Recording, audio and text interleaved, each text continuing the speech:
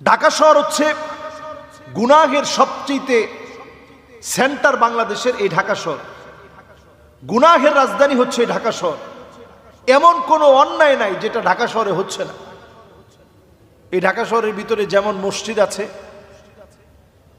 মানুষ যেমন নামাজও পড়ছে, আবার পাশাপাশি অসংখ্য অন্যায় এই শহরের অলিতে গলিতে সংগঠিত হচ্ছে। ঠিক এই জায়গায় দাঁড়িয়ে আমরা যদি আজকে সবাইকে নিয়ে বলতে পারি যে আমরা আল্লাহর দিকে ফিরে আসার চেষ্টা করতেছি, কোরআনুল কারীম আল্লাহ রাব্বুল আলামিন আমাদেরকে জানিয়ে দিয়েছেন, আওয়ালা ইয়ারাউনা আন্নাহুম ইফতানুনা ফি কুল্লি আমিন মাররাতান আও মাররাতাইন সুম্মা লা ইয়াতুবুনা ওয়ালা হুম ইয়াযাক্কারুন।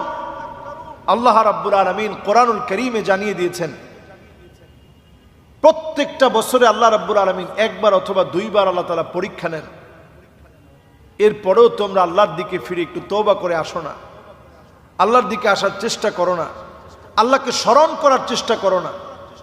এই জন্য আমরা যখনই আল্লাহকে স্মরণ করব, আল্লাহর দিকে ফিরে আসব, তখনই আযাব থেকে আল্লাহ তাআলা হেফাজত করবেন। যদি আমরা ফিরে না আসি, বাংলাদেশের জন্য ভয়াবহ আযাব অপেক্ষায় আছে, ভয়াবহ আযাব।